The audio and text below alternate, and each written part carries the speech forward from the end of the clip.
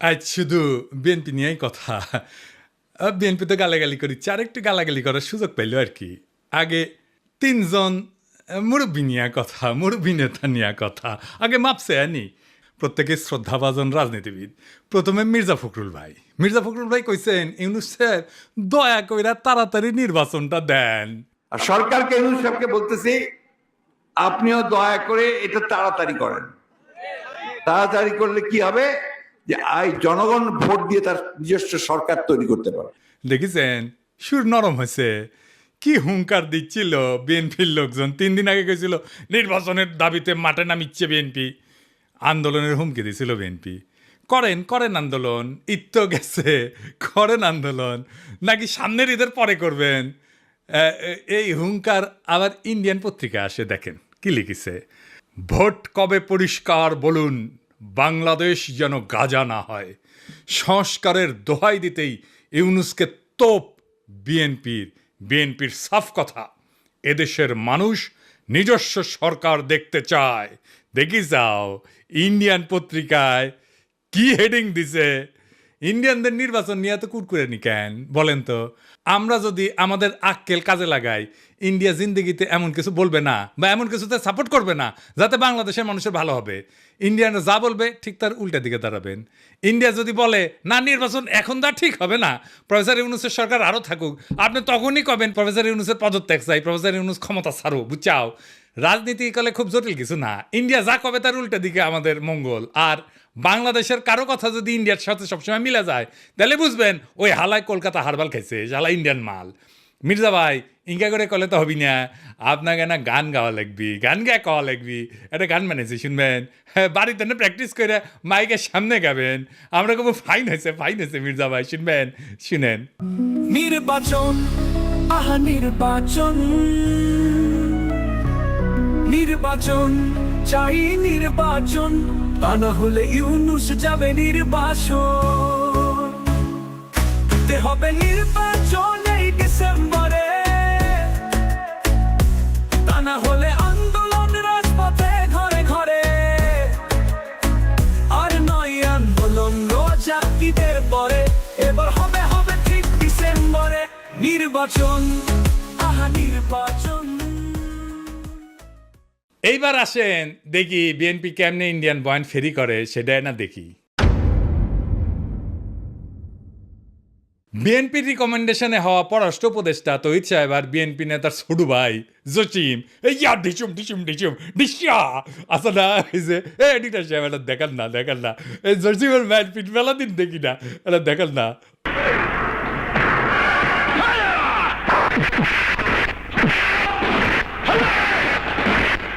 আর দেখি যাও ক্যাঙ্কা হিরোইনছি।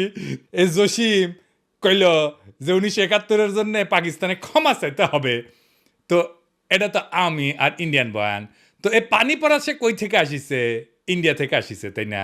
সে একই পানি পড়া মির্জা ফখরুল সাহেব পাইছেন, দেখেন উনি কি বলেন। পাকিস্তান সেনাবাহিনী সেই হত্যাযজ্ঞ করেছিল, তার জন্য আজ পর্যন্ত কিন্তু ক্ষমা চায় নাই। গণহত্যা করেছিল, লক্ষ লক্ষ মানুষকে হত্যা করেছিল, তার জন্য পাকিস্তান এখন পর্যন্ত কিন্তু বাংলাদেশের কাছে ক্ষমা প্রার্থনা করে নাই।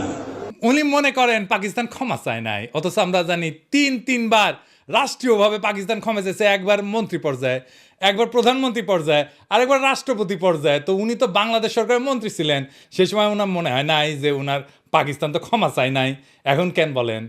কারণ ইন্ডিয়া বুঝেছে আমরা তোমার ক্ষমতা এনে দিচ্ছি, এমনি তো হবে না, খরচাপাতি আছে। আওয়ামী লীগ যে সার্ভিস দিত সেটা দাও। কি সার্ভিস? জাহাপনা। মির্জা ফখরুল কইছে পাকিস্তানকে বাম্বু দিবা, ইন্ডিয়া কইছে, তো উনি বাম্বু দিলেন। আচ্ছা এবার বলেন তো, এই দল পাকিস্তানের সাথে স্বাভাবিক সম্পর্ক করতে পারবে? ইন্ডিয়া যে ফ্যাসিবাদ চালাইলো, কোনোদিন কইছে বিএনপি ইন্ডিয়া ক্ষমা চাইতে? নাকি বলবে জিয়ারে তো খুন করেছে তাই না? এটা কোনোদিন বলিছে? বলে নাই। কিন্তু ইন্ডিয়া আমাদের বন্ধু দেশ বলতে বলতে মুখে ফেনা তুলে ফেলিছে। দেখেন, ভারত আমাদের প্রতিবেশী, সবচেয়ে বড় প্রতিবেশী, আমাদের বন্ধু। আমাদের যুদ্ধের সময় 1971 যুদ্ধের সময় আমাদের সহযোগিতা করেছিল। আমরা ভারতের কাছে সবসময় প্রত্যাশা করি যে ভারত বাংলাদেশের মানুষের পাশে দাঁড়াবে। যাই হোক মির্জা ভাই, আপনি তো বলেন মুক্তিযুদ্ধ করেছেন, এটি সেই সময়ের গল্প শুনবার চাই। মানে কোটি কোটি যুদ্ধ করেছেন, কোটি ট্রেনিং নিছেন, কারা কারা আপনার সহযোদ্ধা ছিল, কবে অস্ত্র জমা দিলেন, কি অস্ত্র ব্যবহার করেছেন, মানে হাউস আছে কেন পাকিস্তানের উপরে যেমন বিলা, আপনি তো মনে লয় যে সখানিক পাকিস্তানি আমি জয় বাংলা করেছেন, না গল্প করবেন, হাউস আছে আমার কলে। চুপি চুপি কই মির্জা ভাই, আপনার উপরে না হেভি স্টাডি করেছি। কেন করেছি জানেন? আপনারা বোঝার জন্যে স্টাডি করে পেয়েছি কি জানেন? না খারাপ কিছু কমু না, আপনার লাইফ হিস্ট্রি কিন্তু ইন্টারেস্টিং। আপনি ঢাকা কলেজের ইকোনমিক্সের টিচার হিসেবে ক্যারিয়ার শুরু করেন, শিক্ষকতার ক্যারিয়ার। পরে ঠাকুরগাঁও কলেজে ইকোনমিক্সের অধ্যাপক ছিলেন, খুবই জনপ্রিয় টিচার ছিলেন, ছাত্ররা আপনার ক্লাস করার জন্য উন্মুখ হয়ে থাকতো, মার্শাল্লাহ। আবার অদ্ভুতভাবে আপনি বাংলাদেশ সরকারের পরিদর্শন এবং আয় ব্যয় পরীক্ষণ অধিদপ্তরের একজন অডিটর হিসেবে কাজ করেছেন। এই প্রফেসর হওয়ার পরে শিক্ষা বিভাগের আবার ডিজি আসিলেন। এমন সেলিব্রেটেড শিক্ষকের জীবন চাইরা অডিটর কেন হইলেন, এটা মিলাইতে পারি নাই। তাই আপনার জীবনের গল্প আপনার কাছ থেকে শোনার ইচ্ছা থাকলো। আমার ক্ষুদ্র ভ্রাতার ভগিনীরা আপনাদের কয়ে রাখি, কারো সম্পর্কে জানতে হইলে এভাবে ডিক করবেন, খুঁড়বেন, তারপরে তাই আপনি ভালো তার ডিল করতে পারবেন। যাই হোক, এবার আরেক বিএনপির সিনিয়র নেতারে নিয়ে আলাপ করি, হ্যাঁ, আমির খসরু মাহমুদ। যে সরকার জনগণের ভোটে নির্বাচিত হবে তারা জনগণের কাছে দায়বদ্ধ থাকবে, জবাবদিহি থাকবে, সেটা যেই সরকারই হোক। কোনো মহামানবকে বাংলাদেশের দায়িত্ব দেওয়ার জন্য বাংলাদেশের মানুষ নির্বাচনে, এই বাংলাদেশের মানুষ আন্দোলন সংগ্রাম করে নাই, ত্যাগ স্বীকার করে নাই। আর কোনো মহামানব কোনো দেশের গণতন্ত্রের সমাধান দেবে, তার জন্য বাংলাদেশের জনগণকে অপেক্ষা করতে হবে, এটা বিশ্বাস করার কোনো কারণ নেই। আমির খসরু ভাই উনি কইছে, নির্বাচিত সরকার জবাবদিহি করবে জনগণের কাছে, কোনো মহামানবকে ক্ষমতায় বসানোর জন্য বাংলাদেশের মানুষ আন্দোলন সংগ্রাম করে নাই, ত্যাগ স্বীকার করে নাই। উনি ত্যাগ স্বীকার করেছেন, ওরা ত্যাগ স্বীকারটা এটা দেখে আসেন। হ্যাঁ, আমির খসরু ভাই, আপনি তো ডিসেন্ট মানুষ, আশা করি আপনি ক্ষমতায় গেলে তো বটেই, ক্ষমতায় যাওয়ার আগেও জবাবদিহিতা করবেন, তাই না? আচ্ছা আমির খসরু ভাই, এই যে হোটেল সেরিনা আপনার ছিল তো না? এখন আপনি কইবেন যে আমি মালিকানা ছেড়ে দিছি, কথা সত্য মানলাম, আপনি মালিকানা ছেড়ে দিচ্ছেন। কয়টা জিনিস বলেন তো, যে জমিটা যার উপরে দাঁড়িয়ে আছে হোটেল সেরিনা, এটা তো চট্টগ্রাম স্টক এক্সচেঞ্জের জমি, তাই না? ওই সময় আপনি চট্টগ্রাম স্টক এক্সচেঞ্জের চেয়ারম্যান ছিলেন, তাই না? তো কি কি হয়েছিল আমি বলি খসরু ভাই, কিছু মনে করেন না, আমার কনফিউশন হয়েছে, কনফিউশন দূর করে দাও আপনার দায়িত্ব। আপনি বিএনপির অতি গুরুত্বপূর্ণ নেতা, আপনি জবাবদিহিতার কথা বলেন, আপনার দলের হাতে রাষ্ট্রের দায়িত্ব যাবেন, আসেন কি কি হয়েছিল দেখি, কোথাও বই লিলে ধরে দেন, তাই না? মানুষের ভুল বোঝা ঠিক না আপনারে, তাই না? 1995 থেকে 2001 সাল আপনি তখন, এটা আওয়ামী লীগের আমল, আপনি তখন চট্টগ্রাম স্টক এক্সচেঞ্জের চেয়ারম্যান ছিলেন। এই সময় রাজুক থেকে ঢাকার Banani road number 17 plot number 27 Chittagong stock এক্সচেঞ্জের টাওয়ার নির্মাণের জন্য কেনা হয়, মাশাআল্লাহ। কিন্তু সমস্যাটা হইতেছে, ভবিষ্যতে এই জমি আপনার ব্যক্তিগত মালিকানায় পরিণত হবে। কেমনে হবে? এটা বিশাল স্টাডির ব্যাপার, মেলা সময় লাগিছে কলে, এমন কঠিনভাবে এটা খাইছেন আপনি, মাশাআল্লাহ, জটিলভাবে খাইছেন কলে আপনি। এটা আপনার আমার স্যালুট জানানো লাগে। যদি এরকম জমি জমার লোভ টোপ থাকলে হইনি না আমি গেল আপনার ছাত্র হইলাম নি। কি চমৎকার ভাবে যে আপনি খাইছেন এটা। তো জমিটা পাইছেন, রেজিস্ট্রেশন হয়নি এখনো রাজুক থেকে। তো 25শে সেপ্টেম্বর 1999 সালে 74তম বোর্ড মিটিংয়ে চট্টগ্রাম স্টক এক্সচেঞ্জে সিদ্ধান্ত হয় যে প্লটটা ডেভেলপারকে দেবেন। ডেভেলপারটা ঠিক করে ফেলেন, আপনার নাম হচ্ছে গোলাম সারোয়ার। মুশকিলটা হইতেছে উনি আপনার ভগ্নিপতি। তখন প্লটের রেজিস্ট্রেশনই হয় না। রেজিস্ট্রেশন হওয়ার আগে আইনত আপনি ডেভেলপার নিয়োগ দিতেই পারেন না। আপনি ডেভেলপারকে নিয়োগ দেন ওই মিটিংয়েই, এটা একটা প্রক্রিয়ার লঙ্ঘন, কারণ এটা তো আপনার ব্যক্তিগত প্রতিষ্ঠান না। 19শে জানুয়ারি 2000 সালে রাজুকের সাথে রেজিস্ট্রেশন হয় আপনার চট্টগ্রাম স্টক এক্সচেঞ্জের।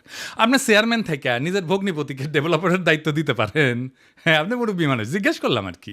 মানে ধরেন আমি যদি কখনো চট্টগ্রাম স্টক এক্সচেঞ্জের চেয়ারম্যান হই, আমি কি আমার ভগ্নিপতির স্টক এক্সচেঞ্জের জমিতে বিল্ডিং বানানোর জন্য ডেভেলপার হিসেবে নিয়োগ দিতে পারবো নাকি পারবো না? এরা কয়া দিলেন আর কি, এনে শুনলাম মুরব্বী মানুষ না।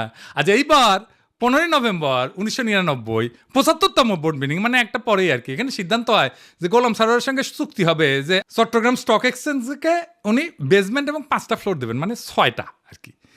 ভালো কথা, এই 5টা ফ্লোরের কথা মনে রাখেন, বেসমেন্ট সারা 5টা। হ্যাঁ, এরপর 13 ফেব্রুয়ারি 2000 সালে চট্টগ্রাম স্টক এক্সচেঞ্জের বোর্ডকে পাশ কাটায় স্টক এক্সচেঞ্জের সিইও ওয়ালিউল মারুফ মার্টিন এবং গোলাম সারোয়ার আপনার ভগ্নিপতি, এই দুইজনের মধ্যে একটা আনরেজিস্টার্ড চুক্তি হয় যে চুক্তি কখনো রেজিস্ট্রেশন হয়নি।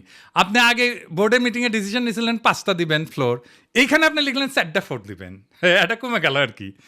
এইটা অবৈধ চুক্তি এবং জালিয়াতিপূর্ণ চুক্তি।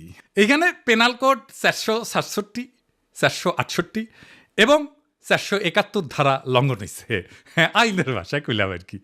তো 74 এবং 75তম বোর্ড মিটিংয়ে গোলাম সারোয়ারকে ব্যক্তিগতভাবে ডেভেলপার হিসেবে নিয়োগের আলোচনা হয়, কিন্তু সিইও যে সিগনেচারটা করলো না যে 4টা মিটিংয়ে, ওইখানে হোটেল সারেনার মালিক হিসাবে তার সাথে এগ্রিমেন্টটা হইল। সারেনাকে তখন হয়নি যখন আপনি বোর্ড মিটিং করেছেন, বুঝছাও। তো এই সিইও ওয়ালিউল মারুফ মার্টিন সে বোর্ড মিটিং উপেক্ষা করে সারিনার সাথে একটা চুক্তি করলো। সে কি পারে? হ্যাঁ, পারে না, তাই না? যাই হোক, স্টক এক্সচেঞ্জের তরফ থেকে আনুষ্ঠানিক বা বৈধভাবে সারিনাকে কোনো দায়িত্ব দেওয়া হয়নি, তাই না? হ্যাঁ, বোর্ডকে পাশ কাটায় যে আপনি সারিনাকে দায়িত্ব দিলেন, এটা আপনি পারেন না। এরপর 23শে মে 2000 সালে গোলাম সারোয়ার মানে আপনার ভগ্নিপতিরে একটা পাওয়ার অফ অ্যাটর্নি দেওয়া হয় যাতে জমি বন্ধক দেওয়া, আর্থিক ক্ষমতা দেওয়া হয়, কিন্তু ওইটাতে আবার কোনো ফ্লোর বন্টনের উল্লেখ নাই। এই চুক্তিতে বোর্ড অনুমোদনেরও উল্লেখ নাই। 10ই জুলাই 2000 সালে আপনি এবং বাদী আপনার স্ত্রী সারিনার 50% শেয়ারের মালিক হয়ে যান, কিনে নেন আর কি। কী টাকা দিচ্ছেন কে জানে। হ্যাঁ, ভগ্নিপতিকে রাস্তা তৈরি করে দিচ্ছেন, এখন নিলেন শেয়ার। 2010 পর্যন্ত হোটেলের মালিকানা ছিল আপনার। এইভাবে প্রাতিষ্ঠানিক সম্পদকে পারিবারিক ব্যবসায় রূপান্তর করে ফেললেন। এটা একটা জ্ঞাত ষড়যন্ত্র, ইংরেজিত কয় ক্রিমিনাল কনস্পিরেসি। ইংরেজিত যেহেতু কইছে ঠিকই কইছে। হ্যাঁ, 20শে নভেম্বর 2004 সাল রেজিস্ট্রেশন হয় জমিটার গোলাম সারোয়ারের নামে। অদ্ভুত ব্যাপার। তবে দলিলে সম্পূর্ণ ভবনের উল্লেখ নাই, দামে ব্যাপক গড়মিল দেখানো হয়, এটি সরকারকে রাজস্ব ফাঁকি দেওয়া হয়। দলিলে প্রকৃত দাম না দেখানো পেনাল কোডের 420 সিটিং এই ধারার আওতায় পড়ে। এইবার ভবন নির্মিত হয় আলহামদুলিল্লাহ। হ্যাঁ, জিলাপি টিলাপি খাওয়া হয়, বিলার টিলার দেওয়া হয়। ভবনের অনুমোদন ছিল কত? 15 তলার। আপনি ভবনটা বাড়াইছেন কত? 20 তলা, 5 তলা এক্সট্রা। 12 হাত কাকুরের 13 হাত বেশি দেখেছি না, সেরকম 15 তলা অনুমোদিত বিল্ডিংয়ের 20 তলা হয়ে যাওয়া দেখলাম আমরা। এটা রাজুকের নিয়ম ভঙ্গ কইরা অবৈধ নির্মাণ, নগর উন্নয়ন আইনের গুরুতর লঙ্ঘন। আর চট্টগ্রাম স্টক এক্সচেঞ্জকে 4টা ফ্লোর পরে এটা কমায় 4টা করা হয়েছিল না, সেটা আসলে যে অতিরিক্ত ফ্লোর বানায় দুটো থেকে দেওয়া হয়েছে। মানে মাছের তেলে মাছ ভাজিছেন, পুরা বিল্ডিং আর জমিন মালিক হয়ে গেছে আমির খুরশিদ মাহমুদের পরিবার। বুঝিছাও? মজার এই দারুণ চালাকি কইরা এমন একটা জায়গায় আপনি সম্পদ বানাইলেন, কি ফাইন সিস্টেম কইরা। আচ্ছা, খালেদা জিয়া এতিমখানার টাকা সরান নাই, টাকা ব্যাংকে ছিল, কিন্তু উনি নাকি নিয়ম মানেন নাই, তাই উনারে জেলে নিল হাসিনা। আপনার নামে কেন কোনো মামলা হইল না? আপনি তো বলেন আপনার মালিকানা নাই। মালিকানা ছিল তো ওই সময়, এক সময়, তাই না? ওই মালিকানার কি আপনি নিতে পারেন? আপনি ডিউ ডিলিজেন্স করেছিলেন? করেন নাই। আপনি জানতেন না 15 তলার পারমিশন নিয়ে 20 তলা বানানো হয়েছে? হ্যাঁ, তাও তো শেয়ার কিনেছেন। আপনার তো ডিউ ডিলিজেন্সই ধরা পড়ে যাওয়ার কথা। এই সারিনাতেই তো আপনি আবার ফার্মের বাসায় দান্দিক বোকাচোদাদের নিয়ে মিটিং করেন, কমিউনিস্টদের নিয়ে। ইনভেস্টমেন্ট সামিটের টাইমেও মিটিং করেছিলেন। আপনার কি প্রফেসর ইউনুসকে জবাবদিহিতার কথা বলা মানায়? আমি খুশি ভাই। হ্যাঁ, আগে দেখতাম মানুষ রাজনীতি করতে এসে গরিব হয়, বাংলাদেশে দেখতেছিস খালি সবাই বড় লোক হয়, বড় লোক হয়, বড় লোক হয়, টেকায় খালি টেকা। আমির খুশি ভাই, এটাই সমস্যা। কি সমস্যা হচ্ছে? টেকা কামানোর জন্য রাজনীতি যদি কেউ করে, তার মাথার তো খালি টেকা আর ধান্দা ঘুরবি। রাষ্ট্র তো একটা হিউজ রিসোর্স, তাই না? ওই রিসোর্সের মালিকানা নেওয়াটাই কি রাজনীতি? আপনি তো রিক্সাওয়ালা, ঠেলাওয়ালা, গার্মেন্টস শ্রমিক, বাস শ্রমিক, কৃষক, ক্ষেতমজুর, ক্ষুদ্র ব্যবসায়ীর কথা ভাবতে পারবেন না। দলমূর্খ সদাদের পাইবেন, আইসা গালাগালি করবে। শীর্ষ নেতারা মেদিনীপুরের ভাষায় কথা বলবে, আর মূর্খ সদাদের আইসা আমার মালওয়ান করবে, গালি দিবে। সব আর্কাইভ করা আছে। ইলেকশনের আগে গালির কোলাস কইরা কোন নেতার সাথে ওই মূর্খ সদা ছবি তুলিছে, সেগুলো দিয়ে এপিসোড বানাবনি। মিলিয়ন মিলিয়ন দেখে দেখবি, ফ্রি ক্যাম্পেইনে করে দিব। আমি কিছু ভাই, আমি তো আমার শেষ হয়নি কথা। এটা কেস স্টাডি লিখেছি আপনার সারিনা কেলেঙ্কারি নিয়া। এই কিচ্ছা একাডেমিয়াতে ঢুকাই দেবো, খালি আওয়াজ দিচ্ছি না, আমার কথাবার্তা হয়ে গেছে কলে ফাইনাল। কেস স্টাডির নাম দিচ্ছি কি জানেন? The hotel Sarina controversy, conflict of interest and abuse of power in Bangladesh. এটা মেলা জায়গাত পড়ানো হবি, এটা কর্পোরেট গভর্নেন্সে পড়ানো হবি, কনফ্লিক্ট অফ ইন্টারেস্টে পড়ানো হবি, ম্যানেজমেন্টে পড়ানো হবি, পলিটিক্যাল সায়েন্সে পড়ানো হবি। কোনটি না, কতগুলো জায়গায়। আরো দিন সাথে যাবি ফাইনাল করার জন্যে, আপনি বিখ্যাত হয়ে যাবেন। কইছিলাম না আমাকে লেরো না। হ্যাঁ, কাকে লেরতে কাকে লেরে ফেলেছেন। এবার মির্জা আব্বাস ভাই,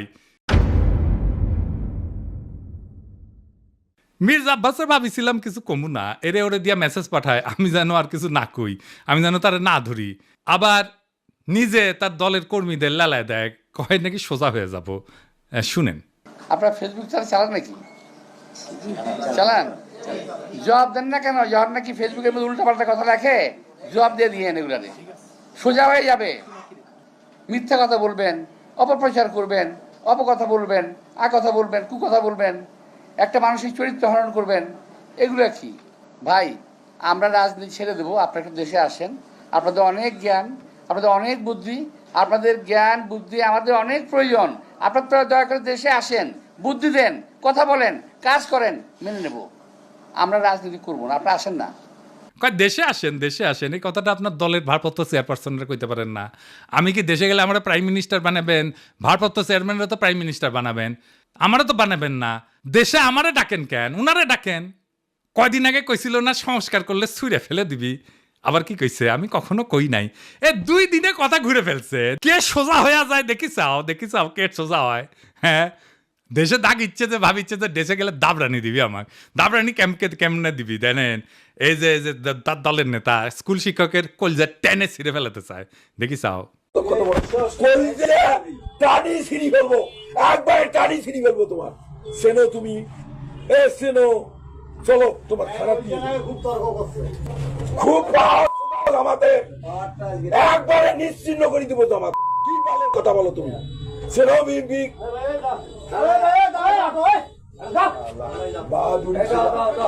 তোমার নামে আমি মামলা দেবো। কবিলক্ষণ দাও। কবিলক্ষণ কি বলবো? ও দাও, আমি ও থানা দেয়া, আমি ওখানে ইজাহার লিখবো, লিখি ওকে অ্যারেস্ট করে দিয়ে তারপরে আমি আসবো। কুড়িগ্রামে কি কয়, ক্ষমতা না আসতে আসতেই এই শুরু করেছেন। ক্ষমতা গেলে কি করবেন এটা পাবলিক জানে। আপনাদের তো উন্নতি হইতেছে না, ক্রমাগত অবনতি হইতেছে। দুঃশাসন শুরু করলে আবার লড়াই শুরু করবো। দেশের মানুষকে তো আর অরক্ষিত রাখা যায় না। মির্জা আব্বাস ভাই, আমি সোজাই আছি, কিন্তু আপনারা একেবারে ফ্ল্যাট করে দেবো, একেবারে হুতায় দেবো, উঠবার পারবেন না। এই বুড়া বয়সে আপনি কল্পনা করতে পারতেছেন না আপনারা আমি কোন দিক দিয়ে ধরবো। মিশা কথা আমি কইছি, কোন কথাটা মিশা কইছি কইবেন? হ্যাঁ, কোন সেক্টরে মুক্তিযুদ্ধ করেছেন, কার সাথে যুদ্ধ করেছেন? আমি নানাভাবে ক্রস চেক করিয়া কইছি আপনি বালের মুক্তিযুদ্ধ করেছেন, মুক্তিযুদ্ধের নামে মিথ্যাচার করেছেন। দিন বদলাইছে মির্জা আব্বাস ভাই, শেরের উপরে শোয়াশের আছে। শোনেন মির্জা আব্বাস ভাই, মানুষের 3টা জিনিস ডরায়, এই ডর দেখায় মানুষের শাসন করছেন এতদিন। জানের ভয়, সম্মান হারানোর ভয়, আর সম্পদ হারানোর ভয়।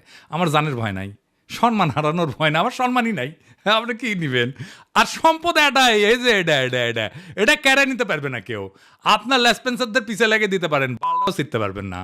বাংলাদেশের পলিটিশিয়ানরা দুধে দেওয়া তুলসী পাতা না, সব বিগ শটের আমল নামা বাইর করবো টাই না। এইভাবে এই দুর্নীতি আর দুর্বৃত্তায়নের খাজে খাজে বাংলাদেশের রাজনীতি আজকাল এক অলিক নাট্যশালায় পরিণত হয়েছে, যেখানে দাবি দেওয়া আর আচরণ দুইটা ভিন্ন গ্রহে বাস করে। এখানে কেউ মুক্তিযোদ্ধা হয়েও যুদ্ধের ইতিহাস বিকৃত করে, আবার জনগণের শাসনের বুলিয়া ওড়ায়, চতুরতায় জনগণের সম্পদকে ব্যক্তিগত সম্পত্তিতে রূপ দেয়। আজ যারা ক্ষমতার বাইরে তারা জবাবদিহিতার গান গায়, কাল যখন তারা ক্ষমতায় তখন জবাবদিহিতার ঊর্ধ্বে ওঠায় হয় তাদের অভিষ্ট। রাজনীতি আজ জনগণের না, নিজের ভাগ্য বদলানোর জাদুর কাঠি। আজ যে দল ইন্ডিয়া বিরোধী স্লোগানে জ্বলে ওঠে, তার বয়ানি আবার ভারতীয় লাইন টু লাইন কপি হয়ে ফিরে আসে ঢাকার রাজপথে। যারা বলেন আমরা নির্বাচিত সরকার চাই, তারাই আবার নির্বাচন আগে নয় পরে টাইপের গানের লিরিক গায়। কেন?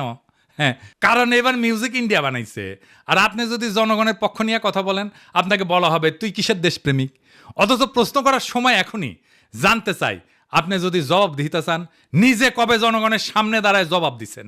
একবার বলেন, একবার দিচ্ছেন জবাব জনগণের সামনে দাঁড়ায়? জিন্দেগিতে দেন নাই, এখন জবাব দিতে চাইতেছেন আপনি প্রফেসর ইউনূসের কাছে। বাহ, মজা আরই মজা। আপনি যদি বলেন দুর্নীতি হবে না, আপনি নিজের জীবনে কোন অধ্যায় প্রমাণ করছেন? দেশের মানুষ সব বুঝে, বোকা না। এখন কেউ চোখ বন্ধ করে ভোট দেয় না। তারা জানে ঢাকা শহরের প্রত্যেকটা বিল্ডিং এর ছায়ায় লুকায় থাকে এক একটা রাজনৈতিক ষড়যন্ত্র, একটা দুর্নীতির ইতিহাস। এখন সময় আসছে গলা ছেড়ে বলার, এই দেশ কারো বাপের না, পারিবারিক ব্যবসা না। এদেশের জমি, গ্যাস, শিক্ষা, ভোট সবই জনগণের সম্পদ। আর এই সম্পদের হিসাব চাই, জবাব চাই, বাম ডান না, ন্যায় অন্যায়ের মাপকাঠিতে। কারণ আজ আপনারা রাষ্ট্র ক্ষমতা নেওয়ার কথা বলতেছেন, নির্বাচনের কথা বলতেছেন, আপনার বগলে পুরানা লুটের খতিয়ান।